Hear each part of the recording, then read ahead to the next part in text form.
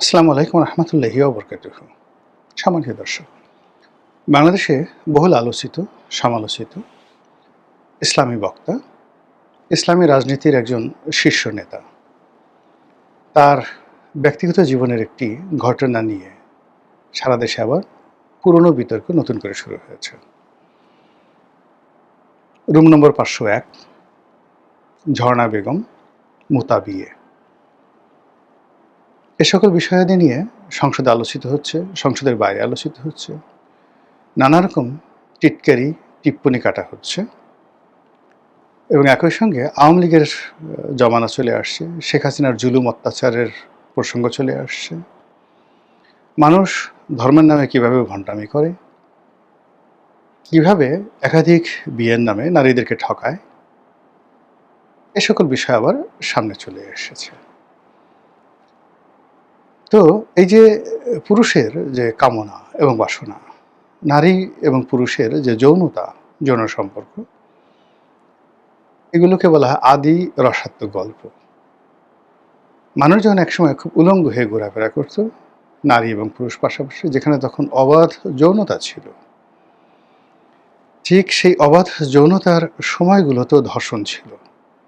অবাধ যৌনতার সময়টিতেও অসম সম্পর্ক ছিল। বুড়োদের সঙ্গে তরুণীর, তরুণীর সঙ্গে বুড়োর, বুড়ির সঙ্গে তরুণের, এই সম্পর্কগুলো আদিকালেতে ছিল। আর সেই সম্পর্কের কারণে কি হতো, ওইগুলো নিয়ে রঙ্গরস হতো, কথাবার্তা হতো, টিটকারি হতো, মশকারা হতো ওই উলঙ্গ মানুষদের মধ্যে। এটিকে বলা হয় এই কারণে আদি রসাত্মক গল্প। রাহুল সংক্রায়ায়তন, তার একটা বিখ্যাত বই আছে, গঙ্গা থেকে ভলগা। তো সেখানে আপনি দেখবেন যে যখন নারীতান্ত্রিক সমাজ ছিল, প্রায় 2 থেকে 3 হাজার বছর ধরে এই পৃথিবী তার বই অনুযায়ী নারীরা পরিচালনা করেছে। তো সেখানে অনেক নারী, সেখানে সেই ফেরাউন জামানাতে যেমন দেখা গেল, ফেরাউনরা নিজের কন্যাকে বিয়ে করতো, 1টা 2টো 3টে, বোনকে বিয়ে করত, মানে যা ইচ্ছে তাই তারা করতে পারে। 2000 3000 নারী তাদের হেরেমে থাকতো। এটা রাজাবাদশাদের জীবনে ছিল। এই ক্ষমতার যখন পুরুষের হাত, মানে নারীর হাতে ছিল, পুরুষদের হাতে আসার আগে, ঠিক সেই সময়টাতে এই নারীরা ঠিক সেম কাজ করতেন। তারাও নিজের সন্তানকে বিয়ে করতেন বা নিজের সন্তানের সঙ্গে তারা সম্পর্ক স্থাপন করতেন, বুড়ি হয়ে যেতেন, কিন্তু কোনো তরুণ সেই বুড়ির সাথে সঙ্গম না করে কোনো অবস্থাতেই বিয়ে করতে পারতো না বা অন্য নারীর সাথে করতে পারতো না। এই নারী গোত্রে এরকম অসংখ্য নিয়ম ছিল, যেটা ওই বইতে আপনি পাবেন। খুবই বিতর্কিত একটা বই, ভলগা থেকে গঙ্গা, রাহুল সংক্রেয়ায়তন সংক্রিয়ায়তন। তো সেই দিক থেকে এই যে আদি রসাত্মক গল্প চলে আসছে। যখনই কোনো নারী সম্পর্ক আসে, পুরুষের সম্পর্ক আসে, এখন নারী খুব স্মার্ট, বিকিনি পরে ঘুরছে সমুদ্রের তীরে, কিংবা ধরে নারী খুবই শালীন পোশাক পরছেন, অথবা নারী খুবই কনজারভেটিভ পোশাক পরছেন, আপাদ মস্তক ঢেকে আছেন। আবার পুরুষ খুব আধুনিক পোশাক পরছেন, সম্পূর্ণ উলঙ্গ থাকছেন ডেভিডের মতো, তারপরে পাঞ্জাবি পাজামা পরছেন।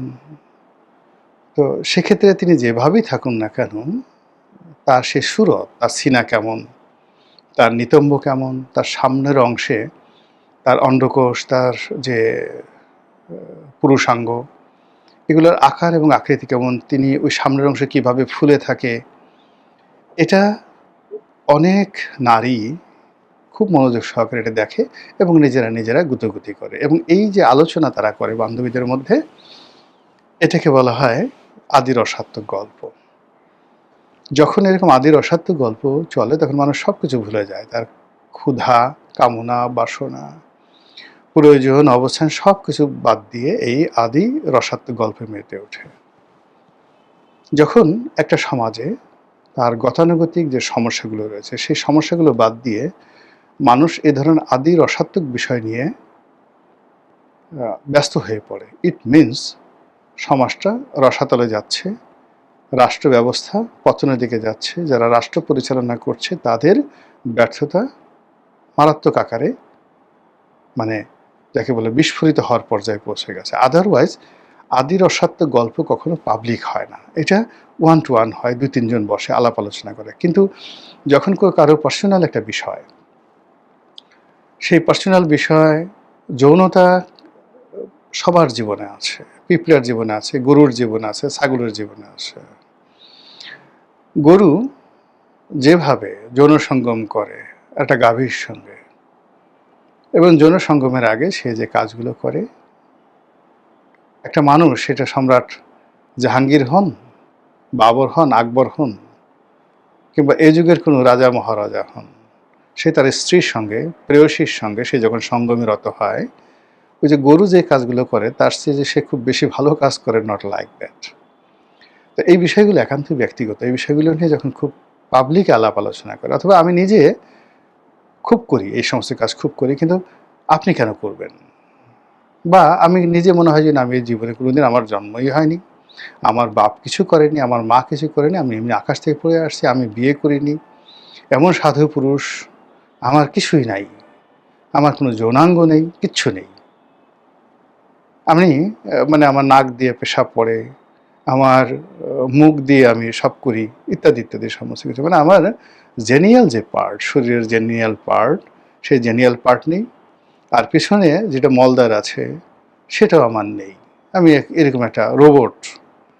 তো এরকম একটা ভাব দেখি আমি অন্য মানুষ যারা যৌনতা করে, বিয়ে করে, থা করে, তারপরে শেষে পরকীয়া করে, এই বিষয়গুলো নিয়ে এমন সমালোচনা করি মুখ ভেঙচিয়ে ভেঙচিয়ে।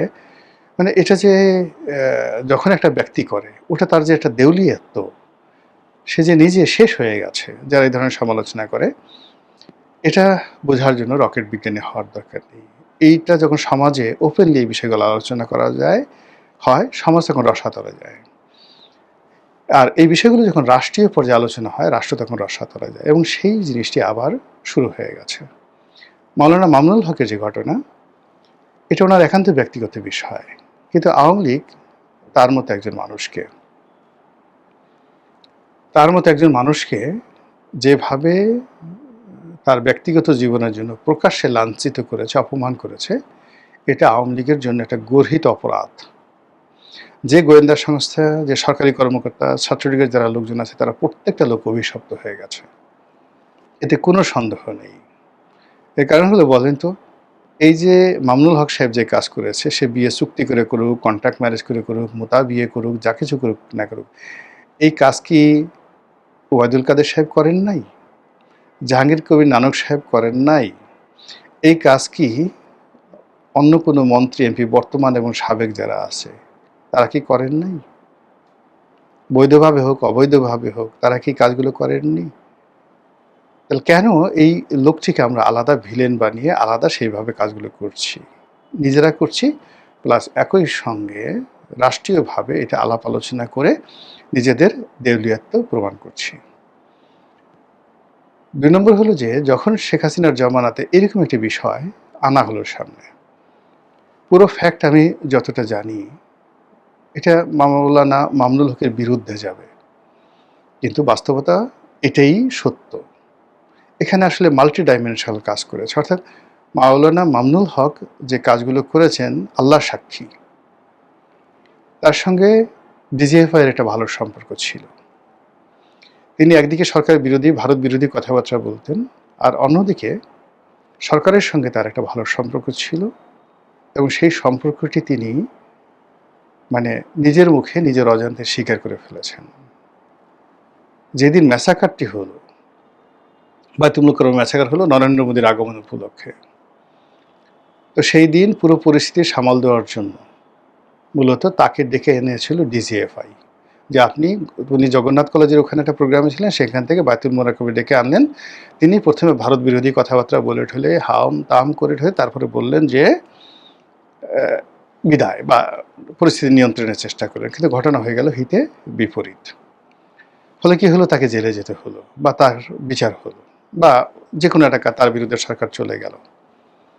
তো এখানে মূল ব্যাপারটা হলো, আসলে কোনো একটা গোয়েন্দা সংস্থা, রাষ্ট্রশক্তি, এদের সাথে এদের দালাল হয়ে, এদের সাথে গোপন যোগাযোগ করে যখনই মানুষ ডবল প্লে করতে যায়, আল্লাহর গজব তার উপর নাজিল হয়।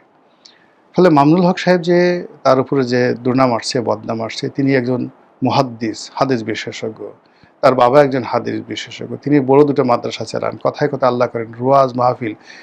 তো বললাম না যে ব্যক্তিগত জীবনের দুর্বলতা, অক্ষমতা, প্রেম, পরকীয়া নেই, এরকম কোনো মানুষ নেই। ফলে তার জীবনে সেটা আসছে, সেটা আগেও ছিল। হঠাৎ করে যখন সামনে এসে এরকম ঘৃণিত পর্যায়ে চলে গেল, এখানে তার আমলে ঘাটতি ছিল সত্যিকার অর্থে। ২ নম্বরে হলো যে একটা মানুষ যত খারাপ হোক না কেন, তার খারাপ বিষয়টি গোপন রাখার জন্য আল্লাহর পক্ষ থেকে সরাসরি নির্দেশ দেয়া হয়েছে। সেই গোপন একটা বিষয়কে সামনে এনে রাষ্ট্র যখন সেটাকে ব্যবসা-বাণিজ্য করলো, ঐদিন থেকে শেখ হাসিনার যে ভিত্তি, সেই ভিত্তিটা নষ্ট হয়ে গেল। এখন আবার এই বর্তমান সরকার, এই সরকারের লোকজন তারা সবাই মামুনুল হকের পেছনে লেগেছে। কারণ হলো মামুনুল হক আবার শক্তিশালী হয়ে পড়েছে। সে আবার দেশে বিদেশে ঘোরাফেরা করছে, পাকিস্তানে যাচ্ছে, আফগানিস্তানে যাচ্ছে, তার সাথে দেখা করার জন্য আফগান সরকার যোগাযোগ করছে এবং ইসলামী রাজনীতিটা এই মুহূর্তে জামাত এবং মামুনুল হক তারা আবার রিঅর্গানাইজ করছে। ফলে সরকারের পক্ষ থেকে তাকে আবার রেড অ্যালার্টে রাখা হচ্ছে শেখ হাসিনা জামানার মতো। এবং সেই রেড অ্যালার্টে রেখে রাখার জন্য তাকে পলিটিক্যালি ফেস না করে, স্পিরিচুয়ালি তাকে ফেস না করে, তার ওই যে ৫০১ নম্বর রুম শেখ হাসিনার জমানার সেই ঝর্ণা বেগম, সেই ঘটনা আবার সামনে এনে এই গরমের মধ্যে যেখানে একটার পর একটা খাল কাটা থেকে শুরু করে যে বিরোধ বিপত্তি চলছে, সেখানে এনে তাকে আবার অপদস্থ করে তাকে নৈতিকভাবে দুর্বল করার চেষ্টা করা হচ্ছে। ইট মিনস রাষ্ট্র ইটসেলফ, সরকার ইটসেলফ এই ঘটনাকে প্রিভিলেজ দিচ্ছে। ফলে এভাবে যদি চলতে থাকে, কোনো অবস্থাতে এটা ভালো ফলাফল কারোর জন্য আনবে না, কারোর জন্য আনবে না। এর কারণ হলো বট বাহিনী আছে, জামাত আছে। তো এখানে অনেক স্পর্শকাতর পরিবারের প্রভাবশালী লোকজনের ছেলে নিয়ে, মেয়ে নিয়ে কত বাজে জিনিস মানুষ প্রকাশ করছে। এই মামুনুল হক সাহেবের ঘটনার পরে এগুলো আরও ব্যাপকভাবে এগুলো বিস্তার লাভ করবে। মানে একটা সময় সেই ঢাকা শহরে আন্ডারওয়ার্ল্ডের ডন ছিলেন আজিজ মোহাম্মদ ভাই। তো তিনি নাকি সেই রেখাকে, চিত্রনায়িকা রেখাকে নিয়ে আসছেন। আপনি এই ঢাকা শহরে আওয়ামী লীগ জামানাতে সানি লিওন এসেছিল, পর্ণতারকা সানি লিওন এসেছিল। এর আগে আমরা শুনেছি যে বহুবার শিল্পা শেঠি বাংলাদেশে এসেছে। এই জিনিসগুলো মানে আপনি টানাটানি করলে, আপনি পেট কাটলে কি বের হবে বলেন তো? আবর্জনা বের হবে, ভালো জিনিস বের হবে না। রক্ত বের হবে, ময়লা বের হবে, কৃমি বের হবে, পেট কাটলে বের হবে। কিন্তু এই পেটটা যখন খুব স্বাভাবিকভাবে আল্লাহ চামড়া দিয়ে ঢেকে দিয়েছে, এই পেটে আমরা চুম্বন খাই, এই পেটে আমরা চুম্বন খাই, এই পেটে আমরা তেল মাখি, ঘি মাখি এবং বলি আহা কি সুন্দর মাসেল। বা যারা ভুঁড়ি পছন্দ করেন তারা বলেন যে কি তেল তেলে সুন্দর। আমরা ছোটোকালে দেখতাম যে যার পেটটা যত সুন্দর তাকে আমরা তত সুপুরুষ মনে করতাম, অথচ তার পেটের মধ্যে কি আছে। আমরা এই চোখ, আমাদের যে চোখ, পবিত্র চোখ, আমরা কত সুন্দর চোখে চুম্বন করি, কিন্তু একটু চোখের নিচে গিয়ে দেখেন কি পরিমাণ ময়লা আবর্জনা, ক্যাতর, চোখ মানে গিজ গিজ গিজ গিজ করছে। এইভাবে প্রতিটি মানুষের জীবনে দুর্গন্ধ আছে। এই দুর্গন্ধ সামনে এনে এগুলো নিয়ে আলোচনা করে ব্যক্তিগতভাবে যদি ব্যক্তিগত পর্যায়ে কেউ করে, ওটা যিনি করেন তার দেউলিয়াত্ব। সমাজ করলে সেই সমাজ পচে যায়, রাষ্ট্র করলে সেই রাষ্ট্র পথ হারিয়ে ফেলে। মহান আল্লাহ আমাদের সবাইকে হেদায়েত দান করুন, হেফাজত করুন। আসসালামু আলাইকুম ওয়া রাহমাতুল্লাহি ওয়া বারাকাতুহু।